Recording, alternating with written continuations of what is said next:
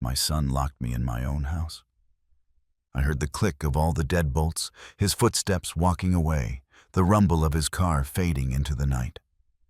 And there I stood, 82 years old, betrayed by my own blood.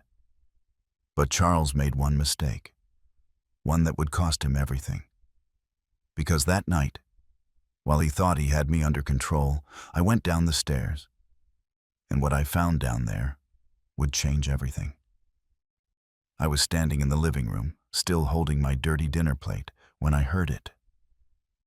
I froze, confused. Then came the second sound, my son's footsteps walking away on the gravel driveway, the engine of his car starting up, and I ran to the door. I pushed it. Nothing. Locked, Charles. I pounded on the glass. Charles, what the hell? But the taillights of his Mercedes were already disappearing into the dark, and I stood there, my palms still warm against the cold glass. My son had just locked me in my own house, like a dog. My name is Robert Azalea Courtney. I am 82 years old. I founded Azalea Holdings 53 years ago, with a single old truck and my two hands.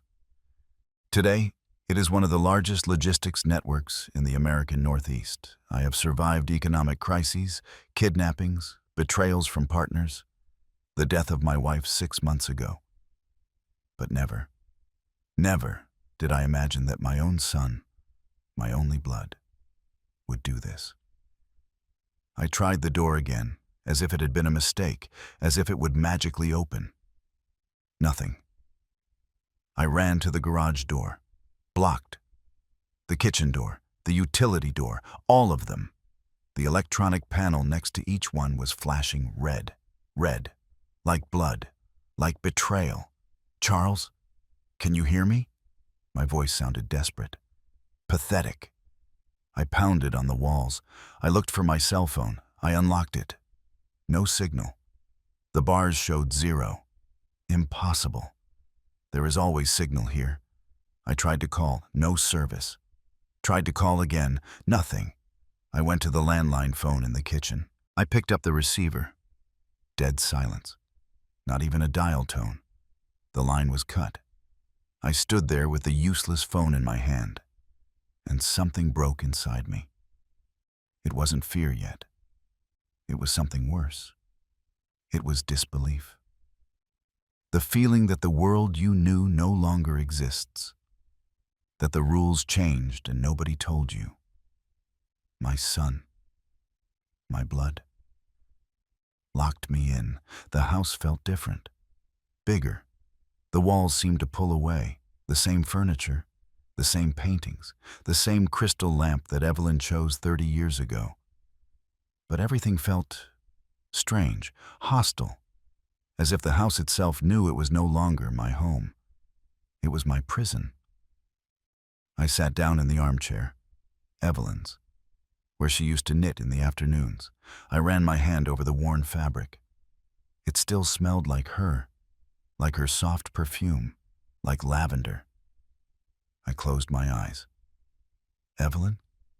What do I do? But Evelyn died 6 months ago, in her sleep, peaceful, at 83 years old, and I was alone, completely alone, with a son who had just become my jailer. How much time passed? I don't know. A half hour? An hour? I was sitting in the dark when I heard something. A hum. It was coming from above. The cameras. The damn security cameras that Charles installed a month ago. To keep you safe, Dad. The red lights were blinking in the ceiling corners. He was watching me. From wherever he was, my son was seeing me. Like an experiment. Like an animal in a cage. I got up. I looked directly at the nearest camera. Is this what you wanted, Charles? To see me suffer? My voice trembled. Why? What did I do to you? But the cameras don't answer. They just observe. They just record. They just watch. Then the rage came. Hot. Explosive. Rising from my stomach to my throat. I grabbed a vase from the table. I lifted it. I was about to throw it against the camera, but I stopped myself. No, I'm not going to give him the pleasure of watching me destroy my own house. I am not going to fall apart. I lowered the vase.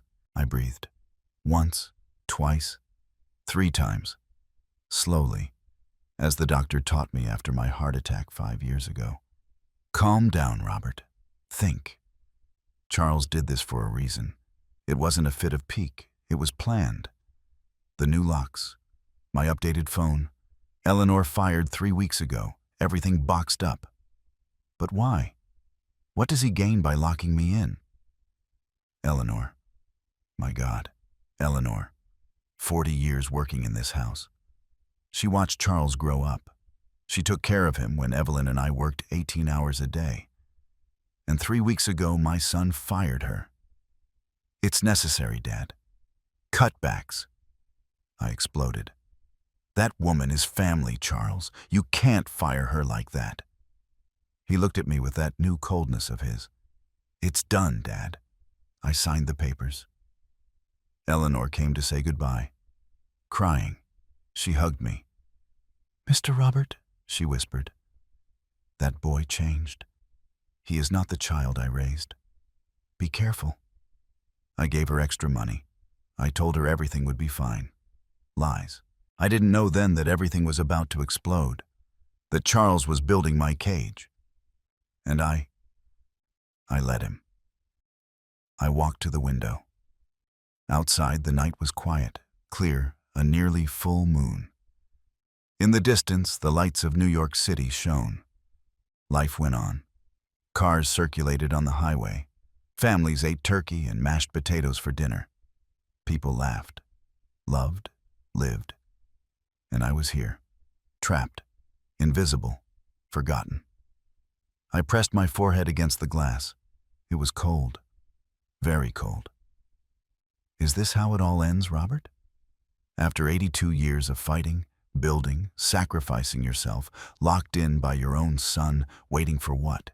For him to come tomorrow? The day after? Never? No, absolutely not. I don't give up like that. Not after everything I've lived through. Not after everything I've survived. I moved away from the window, and then I remembered. The basement. I hadn't been down there for 3 weeks. Since before Charles started all this. I turned my head toward the door. It's in the hall, next to the kitchen. An old wooden door that almost no one notices. Charles never went down there, neither as a child nor as an adult. It's dirty, he would say. It smells of dampness. Perfect. Because what is down there, he doesn't know. No one knows. Only Evelyn and I. And she is no longer here. I walked towards that door, slowly, as if I were waking from a nightmare or entering one. I didn't know which yet. I put my hand on the doorknob. It was freezing. I turned it. The door opened with a creak. The stairs descended into the darkness. The smell rose immediately. Earth, old concrete, something metallic. I looked for the switch. The light flickered. A yellowish bulb hanging from a cable. It barely illuminated the first steps. The rest, darkness. But I knew every inch of that basement. I built it myself with my hands more than 40 years ago. And down there is what Charles never imagined. What could change everything. What could save me or destroy him. I went down the first step, then the second. The wood groaned under my weight. My legs are not what they used to be. 82 years weighs on you. But I kept going down, step by step. The air grew colder, denser. The light from above grew weaker. And I thought of Charles, of his face when he turned those locks from his phone, of his car driving away, of his coldness. He thought he won, that he has me controlled, that I am a helpless old man trapped in a house. But Charles made a mistake, the worst mistake of his life, because I built this house, and I also built what is underneath it. And that night, it wasn't me who was trapped. 1972. I was 29 years old. Evelyn, 28. We had been married for 2 years. We lived in a rented room in downtown Boston. 1 room, 1 bed, a 2-burner stove, and a dream so big it wouldn't fit in those 4 walls. I worked for a transport company. A driver. 12 hours a day. Evelyn was a secretary in an accounting firm. At night, we counted the money we had saved. We put it on the bed. Wrinkled bills, coins. "How much do we have, honey?" She counted slowly, with that concentration she had. $2,130. I smiled. "Closer. Closer," she repeated. And she kissed me. We were saving to buy a truck, our truck, to start our own business. In 1973, we bought that truck. Old, from 71, faded red. The engine sounded like it was going to explode at any moment. But it was ours. We named it the Evelyn. She laughed. "Seriously, Robert?" "Of course. This doesn't exist without you." I started doing independent freight, furniture, construction materials, whatever. Evelyn kept the accounts, in notebooks, by hand. Every dollar that came in, every dollar that went out. We slept 4 hours a night. We worked 20, but we were happy, because we were building it together. And one day, driving through the outskirts of Boston, I saw an empty lot, large, abandoned, with a view of the city in the distance. I parked. I got out. I walked over that land. And I knew. Here, Evelyn. Here we are going to build our house. It took us 5 years. 5 years of painstaking work, buying the land, saving for materials, brick by brick. I laid the foundations on Sundays. My only day off, Evelyn mixed the cement. She got her hands dirty, she broke her nails. But she never complained.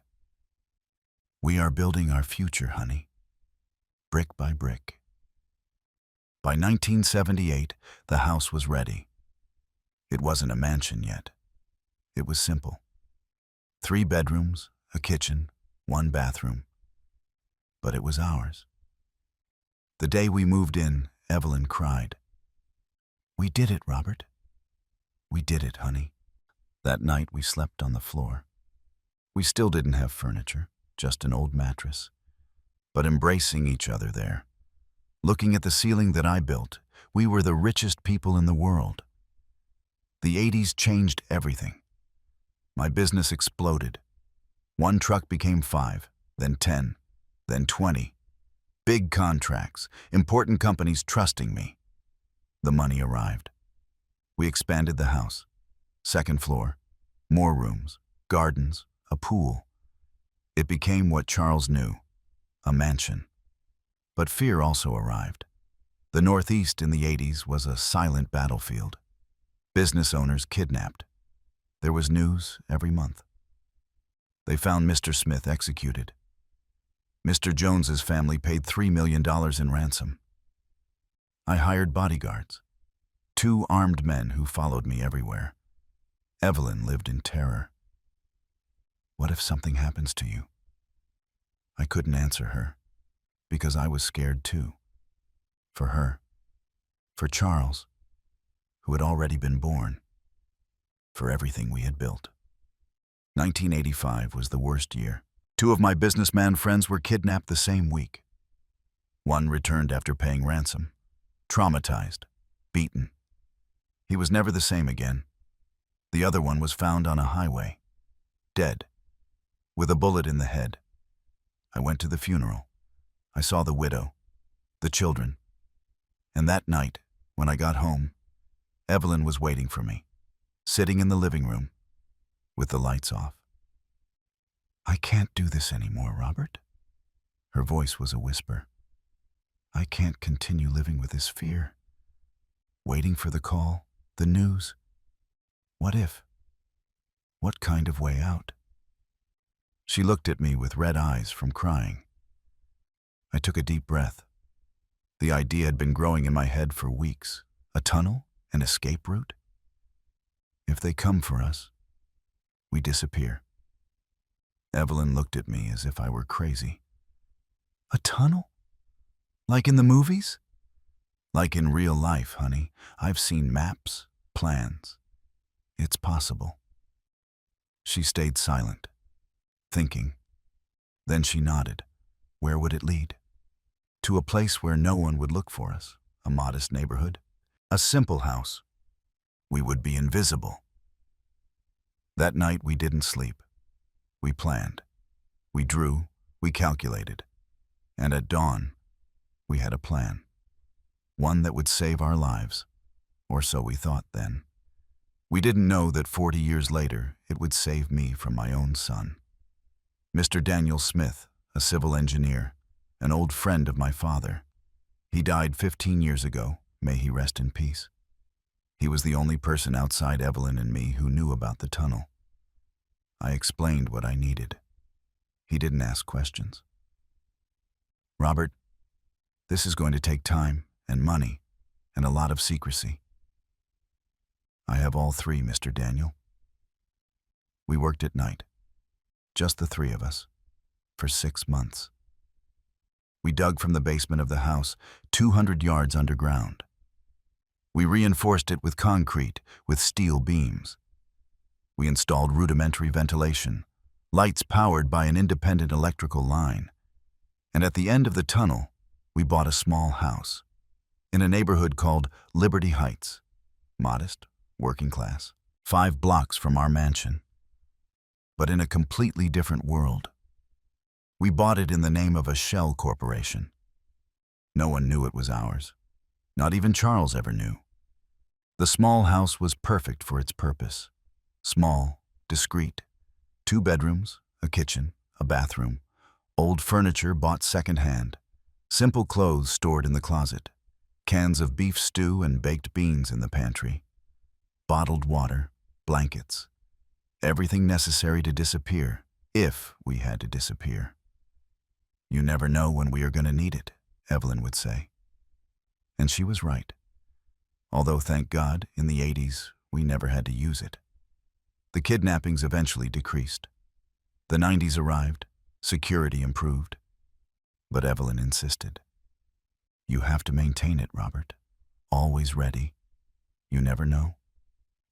And I listened to her, as always. Every 2 months we went to the small house. Sometimes every month. It was our secret ritual. I would change my fancy clothes for jeans and a simple t-shirt. Evelyn would take off her jewelry. She would tie back her hair. We looked like a common couple from the neighborhood. We would go down to the basement. We would open the hidden door behind the old bookcase. We would walk through the tunnel with flashlights. 200 yards of silence and darkness. And we would emerge in the small house. We would spend hours there, cleaning, airing it out, checking that everything worked, but also being ourselves, away from the weight of the company, of the responsibilities. We would drink regular coffee in cheap mugs. We would sit on the back porch. We would watch the neighbors, children playing in the street, music from old radios. Simple life, real. We are more ourselves here, aren't we, Robert? Yes, honey. Here we are, just Robert and Evelyn. No last names, no company, no fear. The years passed. Charles grew up. He graduated. He entered the company. He became chief financial officer. Brilliant with numbers, cold with people. Evelyn and I got older, but we never stopped going to the small house, even when there was no real danger, even when the tunnel seemed unnecessary. We kept going, because it was our emotional refuge, our shared secret. And Evelyn always said the same thing. Someday it will be useful, Robert. Just you wait. The dangers change shape, but they always come back. I would laugh. Honey, it's not necessary anymore. The world changed. She would look at me seriously, with that quiet wisdom she had. The world never changes that much, Robert. It only changes masks. She was right, as always, in everything. 6 months ago, Evelyn died. In her sleep, peaceful, just as she wanted. 83 years well lived. The funeral was enormous. The entire company, partners, friends. Charles received condolences with a serious face, firm handshakes, professional gaze, not a tear. Eleanor hugged me and cried more than I did. And when everyone left, I stayed looking at her grave. Evelyn, honey, what do I do now without you? The wind rustled the flowers, and I swear I heard her voice. Keep everything ready, Robert. Always. And that's what I did. A month ago, I went to the small house. For the last time, I thought then. I cleaned, I checked, I changed the batteries in the flashlights. I verified the bottled water. Everything worked. And when I closed the door to leave, I felt that strange premonition, as if Evelyn was whispering from the other side. It's going to be useful, honey. Soon. Now, standing in this basement, with my son having locked me in upstairs, I understand. Evelyn always knew. The dangers come back, only this time, the danger has my blood. And my last name. Evelyn's funeral was on a Tuesday. Gray sky. Threat of rain that never came. I was standing in front of the closed coffin. She looked so peaceful when I found her that morning, as if she were simply sleeping. And people filed past, handshakes, hugs. We are so sorry, Mr. Robert. Charles was next to me. Impeccable black suit. Perfectly knotted tie. He received condolences as if it were a business meeting. Firm, controlled, without a tear. I couldn't stop shaking. Eleanor had to hold me up when I almost fell. But Charles looked at his watch, discreetly, as if he were in a hurry, as if his mother's funeral were a chore. When it was over, he put his hand on my shoulder. Don't worry, Dad. I'll take care of everything. And he left. He had urgent matters. Eleanor stayed. She drove me home. She made me tea. She sat with me in silence. My son did not return that night. The first weeks after the funeral were confusing. I floated in a fog of pain. I couldn't sleep in our bed. I slept in the armchair in the living room, looking at the ceiling, waiting to hear her footsteps, her voice. Robert, come to bed. But there was nothing. Just silence. And in that silence, Charles moved. He would arrive at the house with briefcases full of documents. Dad, I need you to sign this. Contract renewals. He would put them in front of me. I would look at the papers without really understanding what they said. The letters moved. What exactly is this? Dad, it's routine. Trust me. I studied for this. And I signed. Once, twice, 10 times. He would take the papers. Thank you, Dad. Now rest. And he would leave. I would stay there, with the pen in my hand, feeling that something wasn't right. But I couldn't think. The pain for Evelyn filled everything. A month after the funeral, Charles arrived with different papers. Dad, I need you to sign these powers of attorney.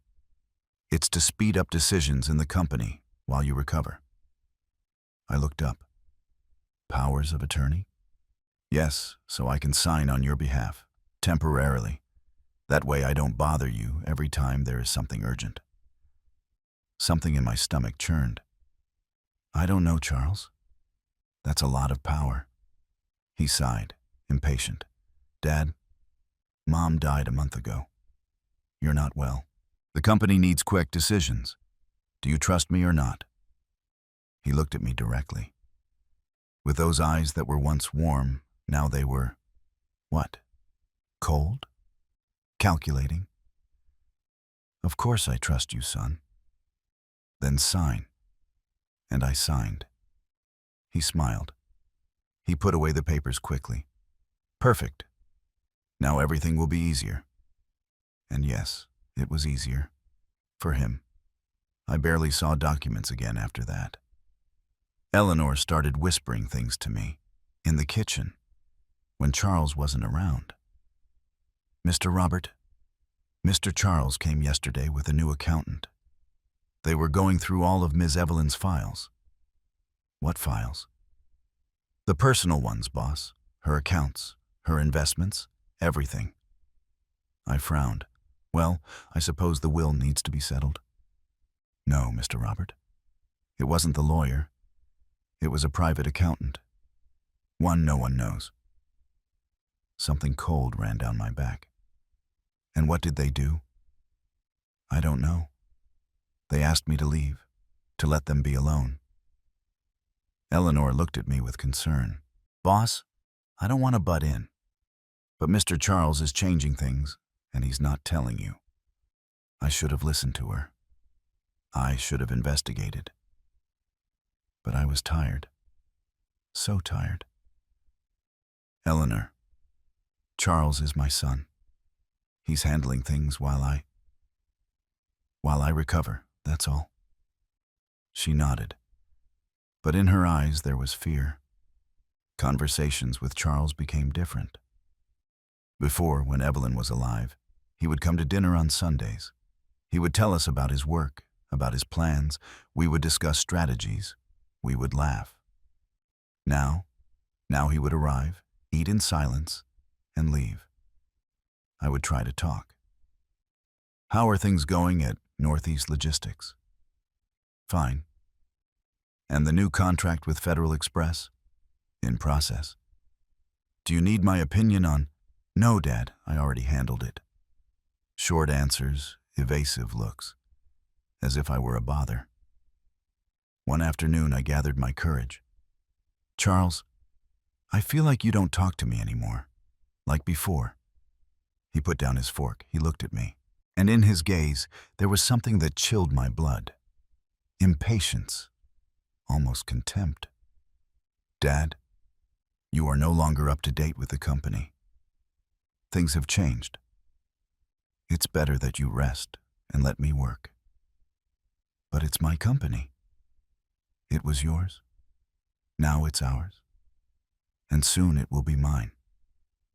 He said it just like that. Cold, direct. And he kept eating as if nothing happened. 3 weeks ago, Charles arrived early. Unusual. He always arrived after work. But that day it was 9 o'clock in the morning. He entered without knocking. Dad, we need to talk. I was having coffee with Eleanor.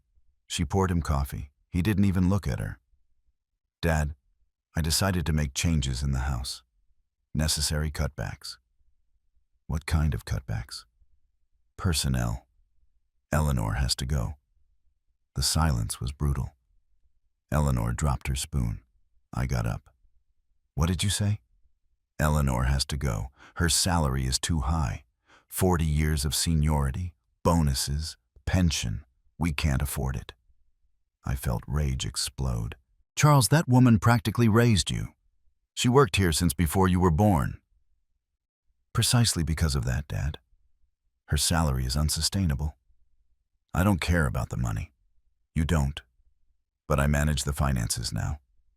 And I say she goes. Eleanor was crying. I was shaking. You can't do this. Charles pulled out a paper. I already did. I signed her severance this morning. And he left it on the table, like a sentence. That week was horrible. Eleanor packed her things, crying. 40 years of her life in cardboard boxes. I tried to give her extra money. Eleanor, take this. It's the least I can do. She shook her head. Mr. Robert, it's not about the money. It hurts me to leave this house, to leave you both, to leave you alone with him. With who? With Charles? Yes, boss, that boy changed. He is not the child I cared for. There is something dark in him, something that scares me. Eleanor, He's my son. I know, Mr. Robert, but sometimes blood means nothing. Be careful, please. The day she left, she hugged me at the door. She cried on my shoulder. If you need me, find me. Anything. Anytime.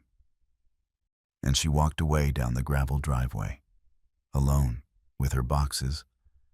I watched her go, and a part of me went with her. The last connection to Evelyn, to the good times. She was gone. A month before all this, Charles had arrived with a technician.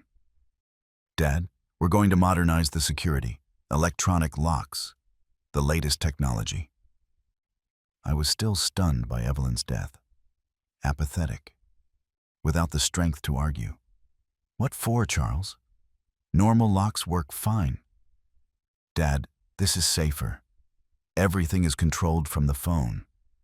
If something happens to you, I can open up from wherever I am, help you. He sounded logical, concerned. I don't know. Dad, do it for me, for my peace of mind, to know that you are safe. And I agreed. I let him install locks on every door, electronic panels, cameras in every corner. All for your safety, Dad. Safety. That word I heard 20 times that day. The technician worked for hours. Charles supervised everything. He tested each lock from his phone. Perfect, he said. Now you are protected. Protected or trapped. I didn't know which yet. A week after installing the locks, Charles arrived and extended his hand. Dad, give me your cell phone. I need to update it. Update it? Yes, the operating system is old. There are security flaws. Give me 2 days and I'll give it back to you like new. I gave him the phone. Why not? He was my son. 2 days later, he returned. Done. Updated. Faster. Safer. But something felt different. The apps were in different places. The settings had changed. I tried to call a friend. It didn't work well. Charles, this is weird. It's normal, Dad. It's the new system. You'll get used to it. But I never got used to it, because it never really worked well. Now I understand. He didn't update it. He blocked it. He limited it. He cut off my communication, and I didn't say anything. Too tired. Too broken. Too lonely. The last 2 weeks I stopped going to the office. It was pointless. Charles handled everything. One day, my 30-year-old assistant, Martin, called me from his personal cell phone. Mr. Robert, I don't want to butt in, but they're saying things on the board. What things, Martin? That you're not well anymore. That you're confused. That sometimes you don't remember conversations. Mr. Charles has been sowing doubts about your capacity. I felt the floor move. Charles said that? Not directly, but in private meetings with the main shareholders. He tells them that you need to retire for your own good. Martin, I am perfectly fine. I know Mr. Robert, I know you. But they believe him. He's your son. Why would he lie? I hung up. I stayed staring at the phone, and everything fit. The signatures, the powers of attorney, Eleanor fired, the locks, my phone, everything. Charles was not helping me. He was preparing my disappearance. And I let him do it all. I didn't want to see what was obvious. The signs were there, screaming. But I was blind. Blinded by grief for Evelyn. Blinded by trust in my son. Blinded by fatigue and loneliness. Until that night, Tuesday, when we had dinner in silence, when he got up, when he walked to the door, when he took out his phone, when I heard that click of all the locks activating at the same time, when I saw him on the other side of the glass, looking at me with absolute coldness, when his car drove away, leaving me locked in. At that moment, my eyes opened. Everything made horrible and perfect sense. And I knew. My son was not protecting me. He was eliminating me, and I had signed my own death warrant. 3 hours passed. 3 hours of walking around the house like a ghost, looking at the walls, the cameras, feeling the cage close in on me. And then something changed inside me. Sadness turned into rage, rage into determination. I stood in the middle of the living room. I looked directly at the camera watching me, and I said out loud, "No, sir.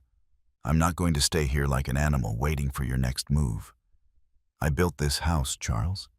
And you don't know everything that's in it." I turned around.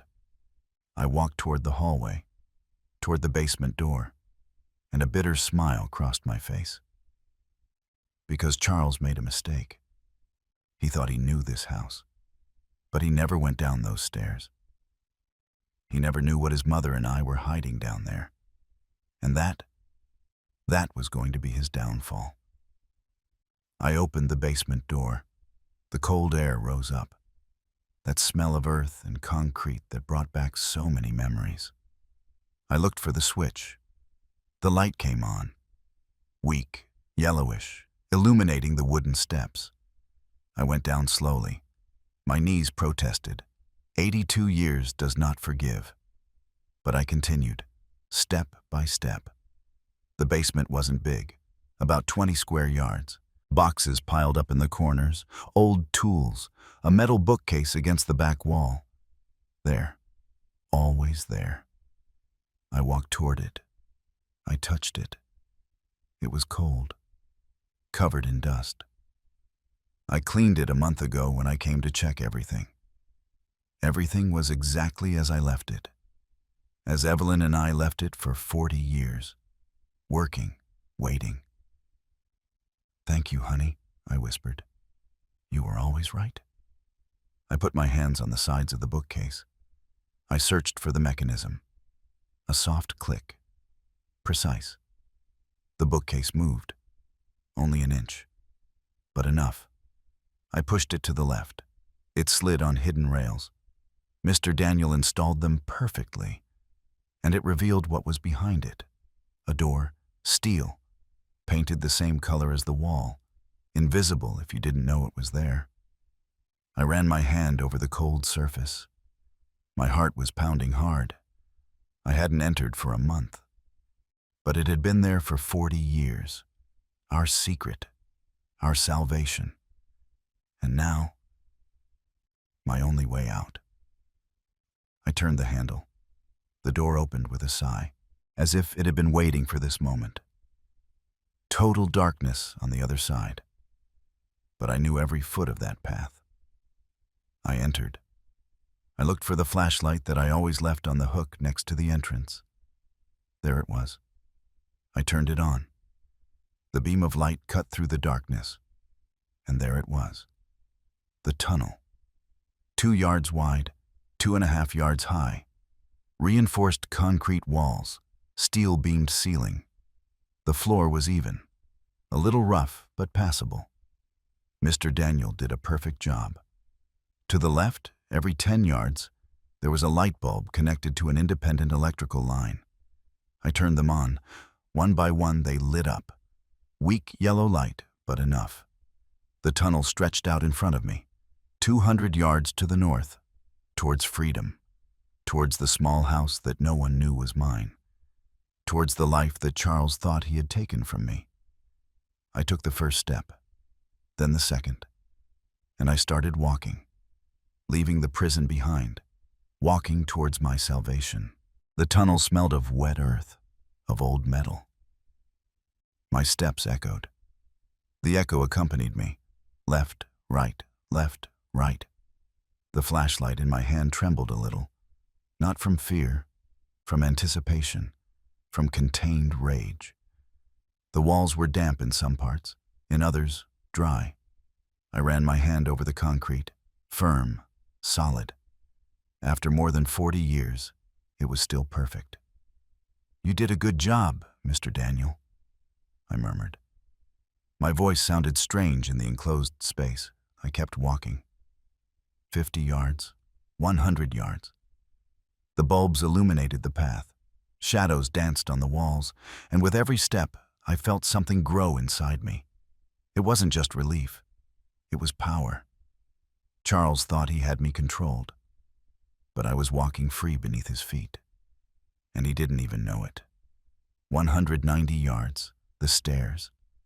There they were, going up. Towards the small house, 10 concrete steps. I went up them slowly. My legs burned. My 82 years were showing. But I continued. At the end, another steel door. I pushed it. It opened into a small room, the storage room of the small house. Dark. I closed the tunnel door behind me. I looked for the light switch on the wall. I found it. Light. The bulb illuminated the room. There were the boxes that Evelyn and I left. Canned food, bottled water, blankets, everything in order, everything ready, just as I left it a month ago. I opened the door that led to the kitchen. I entered. The smell of the small house hit me. Dust, old wood, but also home. More home than the mansion now, because here there were no cameras, no electronic locks, no traitor's son watching. Here I was free. I went to the bedroom. I opened the closet. There were the clothes we kept. Old jeans, plaid cotton shirts, worn shoes. I took off the silk pajamas I was wearing. I put on the pants, the shirt, the shoes. I looked at myself in the small, cracked mirror hanging on the door. I didn't recognize myself. I was not Mr. Robert Azalea Courtney, owner of Azalea Holdings. I was an ordinary old man, a man from the neighborhood, someone invisible. Perfect. I combed my hair with my hands. I looked at the mirror. It looked back at me, and I smiled. For the first time in weeks, a real smile. Because Charles thought he had me locked up in the mansion. But I was here, 5 blocks away, free. And he had no idea. I opened the front door of the small house, slowly. The night air came in, fresh, clean. It smelled like food, like wood smoke, like life. I went out onto the small porch. The street was quiet. It was almost 11 o'clock at night. Some lights on in the neighboring houses. A dog barking in the distance. Country music coming from a radio. Normal, every day. Beautiful. I took one step, then another. I went down the 3 steps of the porch. I stepped onto the dirt street, and I breathed, deeply. The air filled my lungs, so different from the stale air of the mansion prison. This air tasted like freedom. I walked to the corner. I looked south, towards where my house was. I could see the lights in the distance, only 5 blocks away. Charles was there. Or maybe not. Maybe he was in his apartment, checking the cameras, watching me sleep, not knowing that the bed was empty, that I was here, free, mocking him. A laugh escaped me, bitter, victorious. I stood there on that modest street, an 82-year-old man dressed like any neighbor, invisible, forgotten, free. And the irony hit me with brutal force. Charles locked me in to control me, to isolate me, to slowly destroy me. But what he really did was set me free, because now I could move without anyone knowing, without bodyguards, without drivers, without employees reporting my movements. I could be nobody. And by being nobody, I could be everything.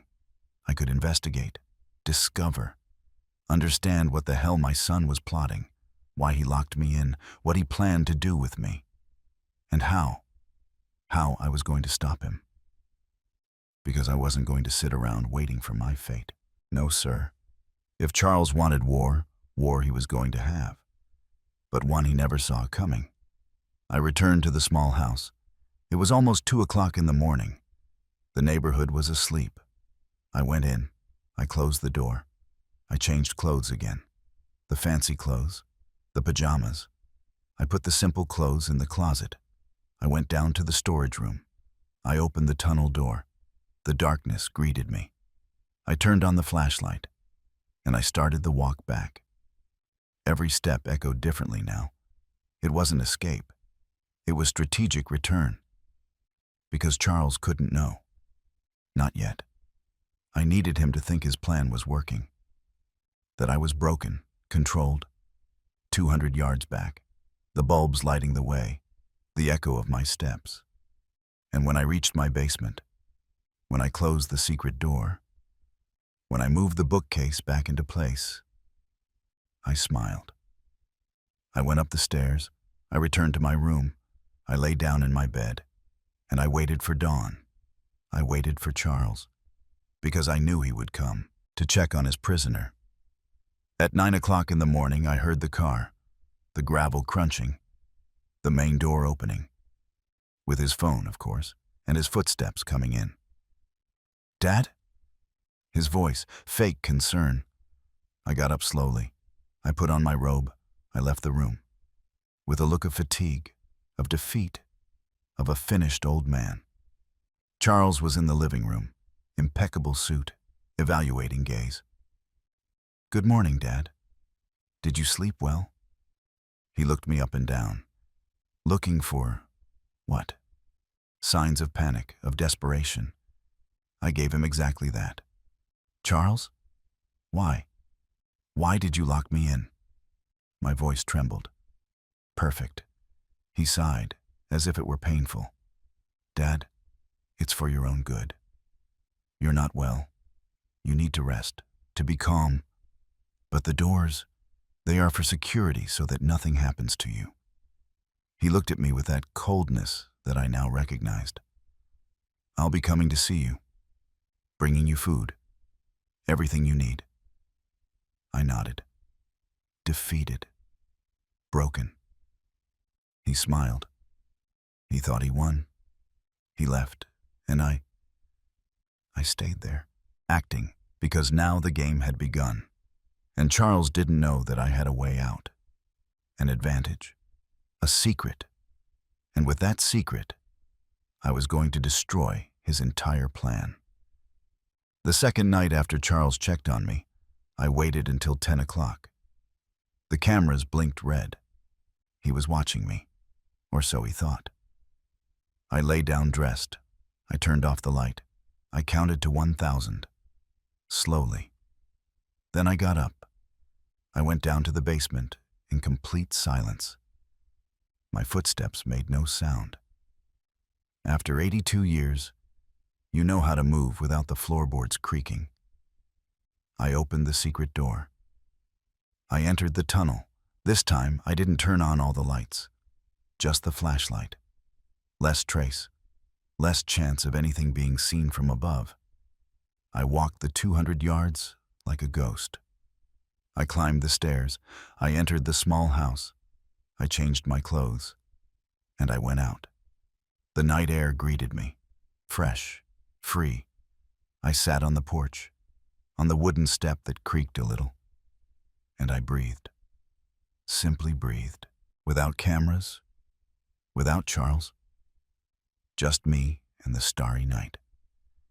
I had been sitting there for maybe 20 minutes when I saw movement in the house next door. A light came on. The door opened. A man came out, older, maybe 70 years old, jeans, white t-shirt, flip-flops. He stretched, he yawned, and then he saw me. He froze, just like me. We looked at each other for a few seconds that felt like forever. Then he raised his hand, a shy greeting. I did the same. He approached, slowly, like someone who doesn't want to scare a wild animal. "Good evening, sir." His voice was hoarse, worn, but kind. "I didn't know anyone lived here. This house has been empty for years."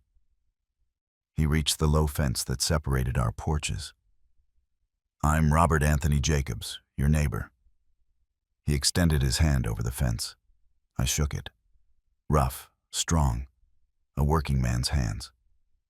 "Emmett," I lied. First name that came to mind. Emmett Vargas. Robert smiled, teeth a little crooked. But the smile was genuine, real. Just moved in, Mr. Emmett. I nodded. Something like that. Looking for peace, to get away from the noise. It wasn't a lie. Just not the whole truth. Well, you found the right place here. This neighborhood is quiet. People work, come home, don't bother anyone. He scratched his head. You live alone? Yes, alone. The word came out sadder than I expected. Robert nodded, as if he understood. Me too. My wife died 3 years ago. The kids went up north. They left me the house and nothing else. There was silence. But it wasn't awkward. It was shared. 2 old men alone in the night. Do you like coffee, Mr. Emmett? He asked suddenly. A lot. Then tomorrow at 7 o'clock I'll be waiting for you. I'm an early riser, and I make the best regular coffee you'll ever taste. I smiled. I'll be there, Mr. Robert. That night I slept in the small house for the first time in years, in the simple bed with sheets that smelled of storage. But I slept deeply, without nightmares, without waking up every hour thinking about Charles. When I opened my eyes, the sun was coming in through the curtainless window. It was 6 o'clock 30 minutes. I got up. I washed up in the small bathroom. The mirror showed me a different old man. Not the businessman, not the prisoner, just a man. I dressed in the simple clothes, and at 7 o'clock sharp I knocked on Robert's door. He opened smiling. Punctual, I like that. His house was small, clean, photos on the walls, children, grandchildren he probably never got to know. The kitchen smelled of freshly made coffee. Sit down, Mr. Emmett. He pointed to a wooden chair next to a small table. I sat down. He poured 2 cups. Black coffee, steaming. I took a sip. And God, it was good. Real, honest. Like everything in that place. Robert sat across from me. And what brought you here, Mr. Emmett, if you don't mind me asking? I thought about lying to him, inventing a complete story, but there was something in his eyes, something sincere that disarmed me. Family problems, I said finally. Half-truth. My son and I don't get along. Robert nodded, drank his coffee. Family is complicated, isn't it? My boys left 10 years ago. At first they called every week, then every month. Now, if they call it Christmas, it's a lot. His voice broke a little. You work all your life to give them something better. And when they get it, they forget where they came from, who raised them. He looked at his cup. But I don't blame them. They have their lives, their families. I'm just the old man who got left behind. I understood perfectly. Because I was also the old man who got left behind, only my son didn't leave. He locked me in. Mornings with Robert became my routine. I would arrive at 7 o'clock, coffee, conversations about everything and nothing. He would tell me about his work as a mechanic, 35 years repairing cars. I retired 5 years ago. Now I don't know what to do with so much free time. My hands crave work, but my body says no. I would tell him lies, disguised truths. I told him I had been an accountant, that I worked my whole life with numbers, that I recently lost my wife. That was true. The pain of losing your partner never goes away, does it, Mr. Emmett? He said one day. No, I replied. You just learn to live with it. And it was true. The pain for Evelyn was there, always. But with Robert sitting in his humble kitchen, drinking cheap coffee, it hurt less. Because someone understood. Someone listened. Something Charles never did. If you are listening to my story, please tell me in the comments where you are watching us from. Knowing that there are people out there who understand this pain gives me strength to keep telling it. One afternoon, we were sitting on his porch. The sun was setting, orange and red. Robert smoked a cigarette. I just watched. "Do you know what the hardest thing about getting old is, Mr. Emmett?" he asked suddenly. "What?" "Realizing that you were invisible to the people you loved the most. My children. I thought we were close, that they looked for me because they loved me, but they only looked for me when they needed something. Money, advice, help. And when I couldn't give it anymore, they stopped looking for me." He exhaled smoke. "Family, right? It breaks your heart in ways no one else can." I felt a lump in my throat, because Robert had just described exactly what I felt with Charles. Invisible. Useful only when I served a purpose. Disposable when I stopped working. With Robert, I discovered something I had forgotten. Real friendship. No agenda, no masks. He didn't know who I really was. He didn't care if I had money or companies or important last names. To him, I was Mr. Emmett, the quiet neighbor who drank coffee and listened to his stories. And I was more myself with him than with anyone in years. With Charles, there was always tension, expectations, mutual disappointment. With the partners, there was business, interests, professional masks. With Eleanor, there was affection, but also hierarchy. She was an employee, I was the boss. But with Robert, we were equals. Two lonely old men sharing coffee and time. Nothing more, nothing less. And it was enough. It was more than I had had in a long time. It was human, real, alive. But my life was double. By day, I would return to the mansion before Charles arrived. I would change clothes, I would put on my pajamas, I would lie down, I would act the part of the defeated old man. Charles came every 2 or 3 days, always with that fake look of concern. "How are you, Dad?" I would answer in a weak voice. "Tired, son. Very tired." "Do you need anything?" "No, nothing." He would check the house, the cameras, as if looking for evidence of, what, escape? He never found anything, because I was careful. I covered my tracks, and then he would leave. "Take care, Dad." And the locks would activate again, and I would wait. An hour, 2, and I would go down to the basement. I would return to my real life, the neighborhood life, Robert's life, Freedom's life. The double life exhausted me, but it also kept me alive, with purpose. Charles thought he was slowly destroying me, that the isolation would break me, that eventually I would sign whatever he wanted. I would do whatever he ordered. But he was achieving the opposite. Every day that passed free, truly free in that neighborhood, the stronger I felt, the clearer I thought, the more determined I was. And a question grew in my mind like a malignant tumor. Why? Why did Charles lock me in? It wasn't just cruelty. There was a plan. There had to be. And I needed to discover it. Because something in my gut told me that this wasn't just about controlling me. It was about something bigger. Something that could destroy everything I built. And I wasn't going to allow it. Not without a fight. Not without first understanding what the hell was going on.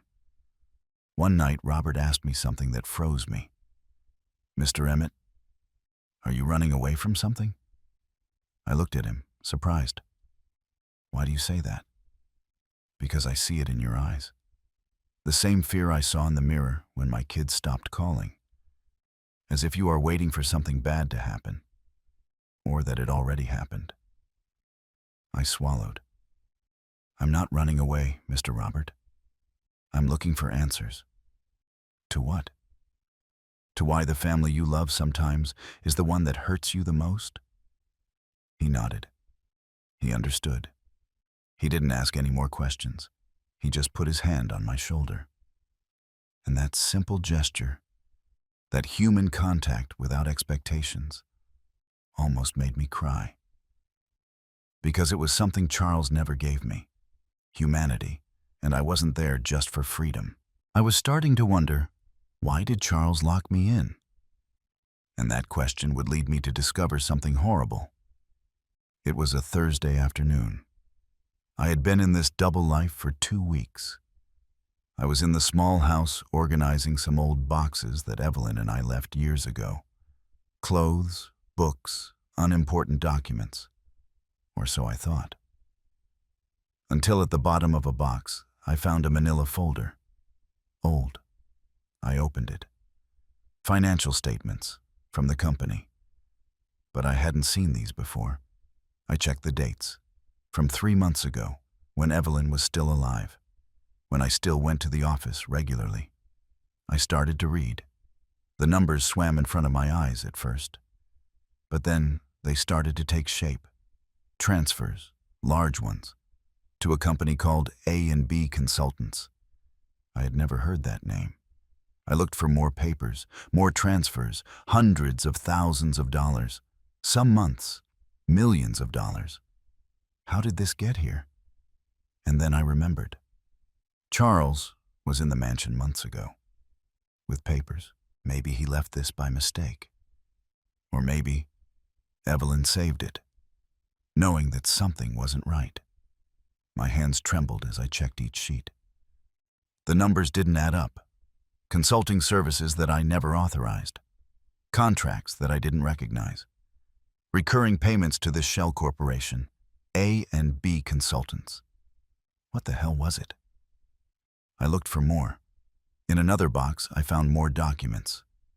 These more recent, from a month ago, after Evelyn's death. The transfers had increased. Double, triple. As if someone had accelerated the theft, knowing that no one was watching. And then I saw something that chilled my blood. A signature on a service contract. The signature read, "Approved by Charles Azalea Belgrave, Chief Financial Officer." My son. My own blood. He was diverting money from the company. And I had signed powers of attorney giving him total authority. I myself opened the door for him to rob me. That night, I couldn't sleep. I tossed and turned in the bed of the small house, looking at the ceiling, the wooden beams, the cobwebs in the corners. And I thought, if Charles is stealing, locking me in makes sense.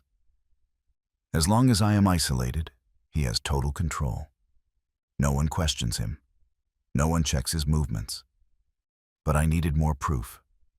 I needed to understand how deep this went. The next day, I made a decision. I was going to go to the offices. Not as Robert Azalea Courtney, as Emmett Vargas, the invisible neighbor, the old man that no one notices. I dressed in the simplest clothes I had, worn jeans, faded plaid shirt, old baseball cap that I found in a drawer. I looked at myself in the mirror, unrecognizable, perfect. I left the small house. I took the bus. It had been decades since I had been on one, and I headed downtown, to my company, to see what the hell my son was doing. The Azalea Holdings building rose in front of me. 20 stories of glass and steel. I built it. Every office, every desk, every dream materialized there. I entered through the main door. The security guard didn't even look at me. To him, I was just another old man. I moved through the lobby. I took the elevator. I went up to the executive floor, the 19th, where the main offices were, mine, Charles's, the conference rooms. I got out of the elevator. The hallway was empty. It was 4 o'clock in the afternoon. I walked slowly, close to the wall, like a thief in my own company. And then I saw them, through the glass of a conference room. Charles and her, Pamela Olson, the executive secretary, 25 years at the company. Always efficient, always discreet. They were leaning over papers, talking, too close, too intimate. And then Charles laughed. He leaned in. He kissed her. My stomach churned. Not from morality, from understanding. This wasn't just business. It was personal. It was complicity. I stood there, hidden behind a column, observing, waiting. 10 minutes later, they left the room.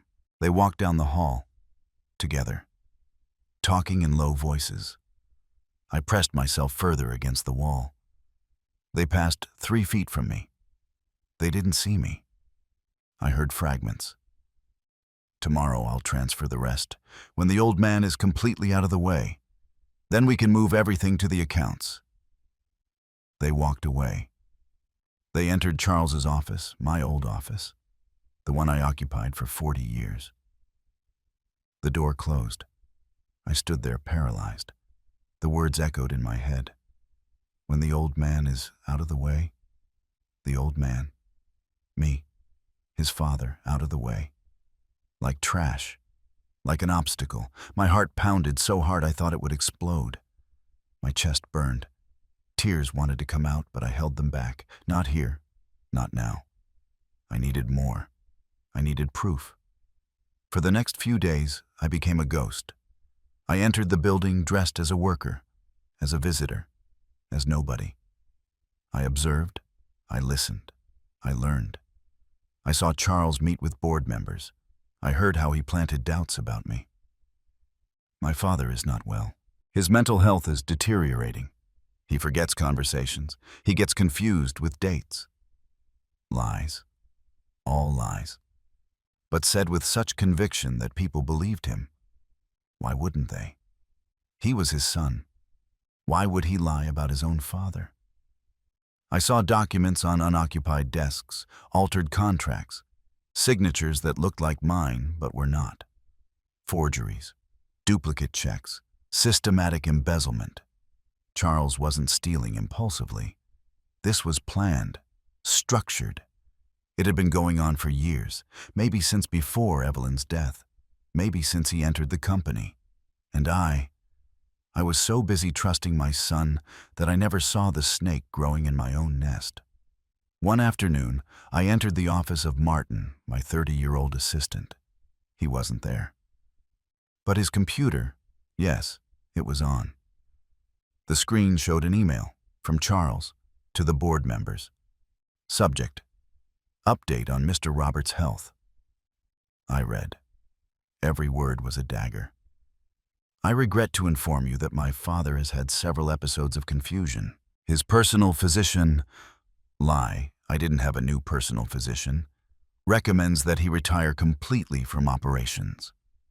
For the good of the company and for his own safety, I propose that I temporarily assume the executive presidency until the situation is resolved. Until he dies, he meant. Until he disappears, until he signs everything over to me and stops being a problem.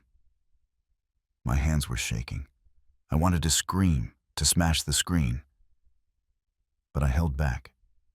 I took photos with a disposable phone that I bought. Evidence. I needed evidence. It wasn't enough to know. I needed to prove it. I investigated A and B consultants. It wasn't difficult. With my old computer in the small house, slow but functional internet, I looked up public records. The company was registered 3 years ago. Owners: Charles Azalea Belgrave and Pamela Olson. There it was, black on white. My son and the secretary, partners. They created a shell corporation to divert funds from my company to their pockets, millions of dollars, over the course of 3 years. How did I not see it? Because I trusted. Because he was my son. Because I never thought blood could betray like that. I looked for more. I found bank accounts, properties bought in the name of the Shell Corporation, an apartment in Manhattan, a house in the Hamptons, all paid for with stolen money. My money. The sweat of 50 years of work, turned into luxuries for my traitorous son and his mistress. But the worst came later. I found a document in the medical files that Charles had presented to the board. A psychiatric diagnosis. It said that I suffered from severe cognitive deterioration with episodes of paranoia and persecutory delusions. Signed by a certain Dr. Richard Fuentes. I had never heard that name. I never visited that doctor. It was false. All false. Charles invented a medical diagnosis to justify my forced retirement, so that when he locked me in, as he eventually planned to do permanently, no one would ask questions. Poor Mr. Robert lost his mind. How lucky Charles is taking care of him. What a perfect lie. What an absolute betrayal. And the worst part, what really shattered me is that he planned it while Evelyn was dying.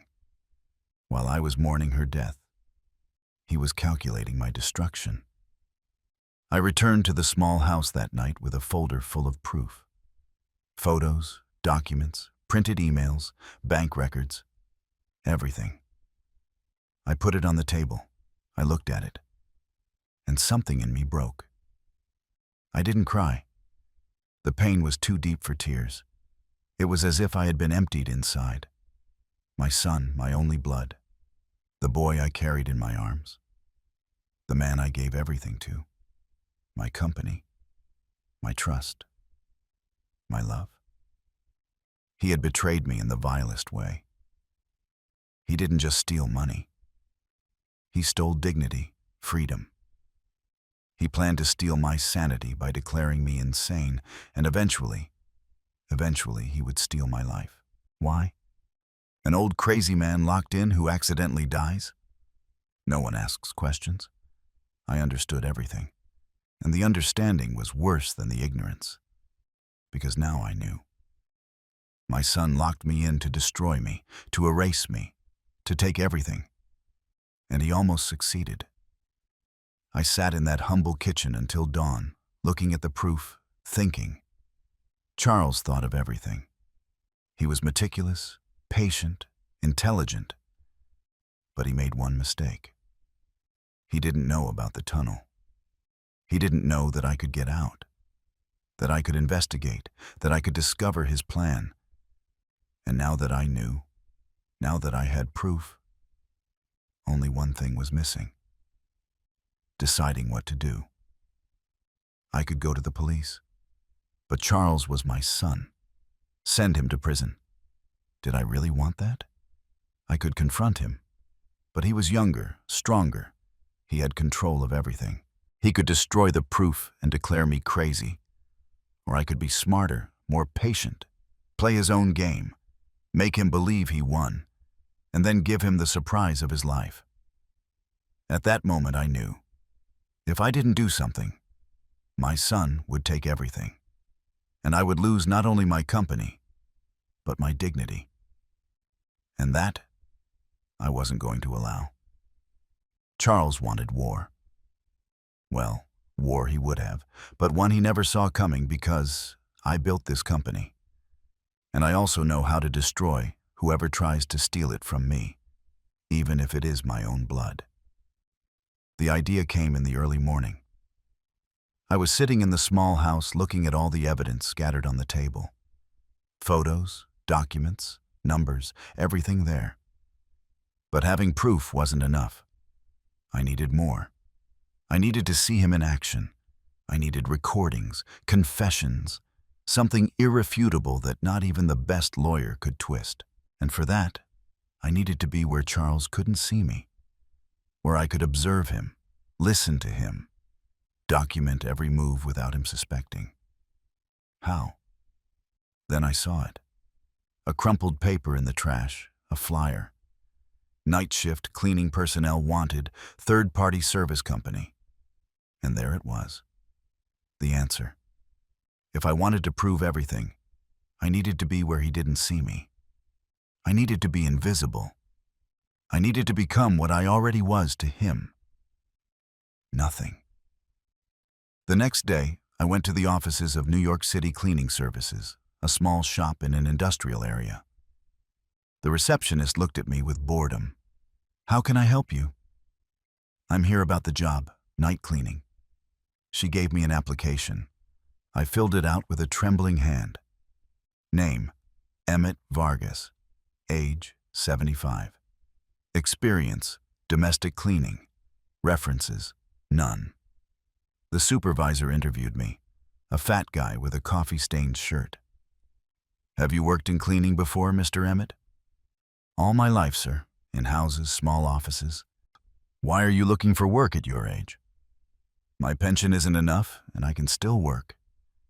He looked me up and down, evaluating. He saw a needy old man. Perfect. All right. You start Monday, 8 o'clock to 2 o'clock in the morning shift. Azalea Holdings building. Do you know it? I almost choked. I've heard of it. It pays $500 a night. Is that good for you? Yes, sir. That's good for me. I signed the contract. Emmett Vargas, at your service. On Sunday, I prepared. I bought a fake beard at a costume store. White, bushy, thick magnifying glasses that made my eyes look smaller. A navy blue cap with the cleaning company logo. They gave me the uniform on Friday. Blue pants, blue shirt, reflective vest. I tried it on in the small house. I looked in the mirror. I didn't recognize myself. The beard completely changed my face. The glasses hid my eyes. The cap covered my forehead. The work clothes made me look common, ordinary, invisible. I practiced walking differently, more hunched over, dragging my feet a little, as if my knees hurt. I practiced speaking differently, a higher voice, more submissive. Yes, sir. Right away, sir. Excuse me, sir. The old businessman disappeared. In his place remained Mr. Emmett, the janitor, the invisible one, the perfect spy. On Monday at 8 o'clock in the evening, I entered through the service entrance of Azalea Holdings. My building. The one I built brick by brick 50 years ago. But now I entered through the back, like the help. The cleaning supervisor gathered all of us. There were 6 of us, all older, all tired, all invisible.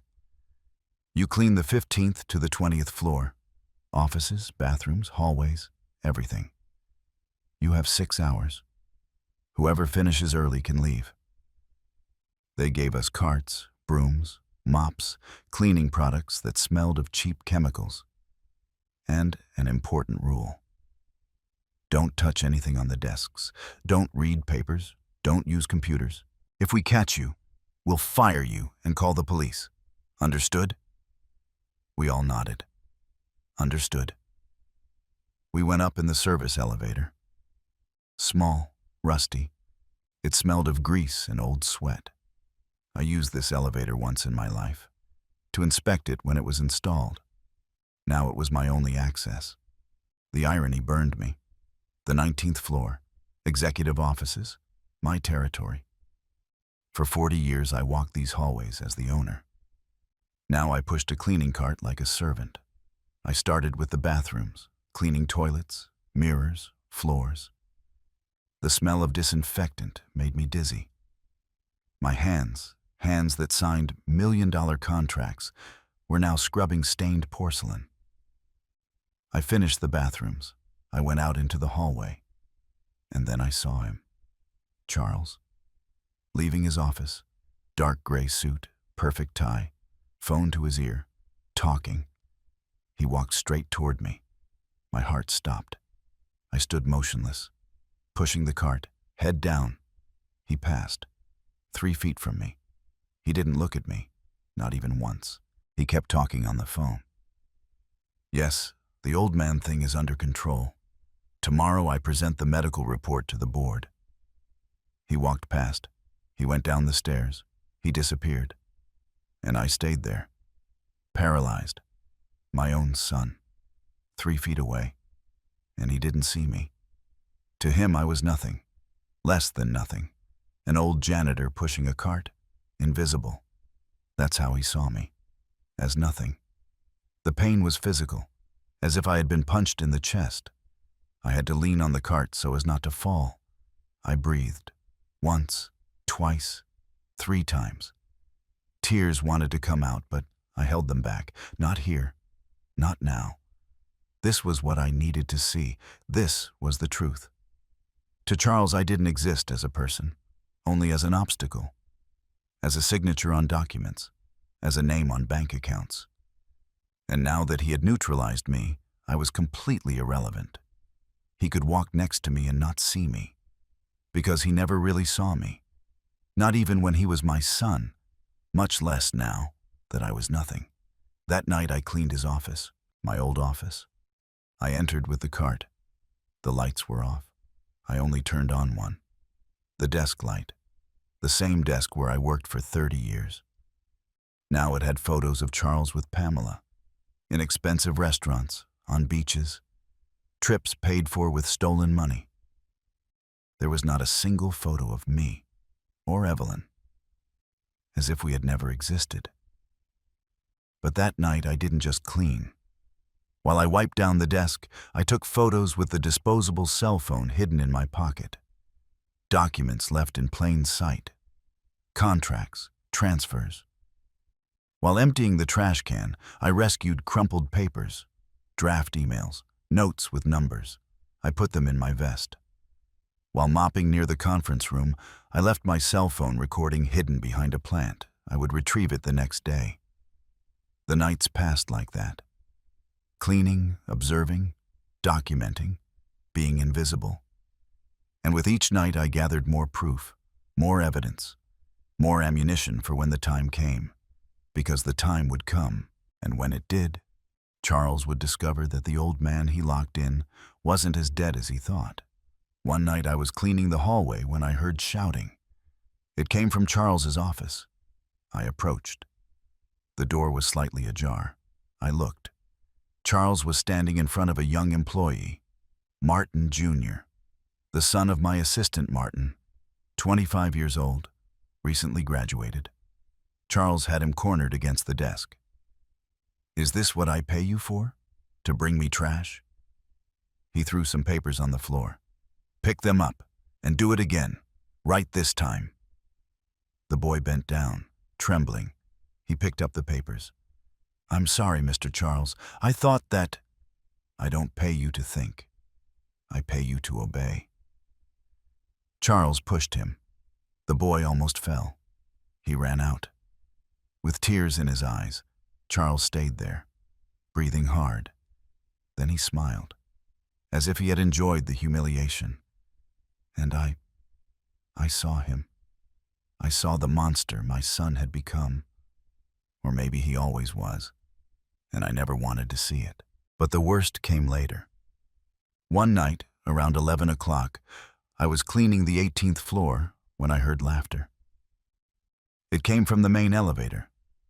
The doors opened. Charles and Pamela came out, arm in arm, laughing, drunk. They walked toward Charles's office.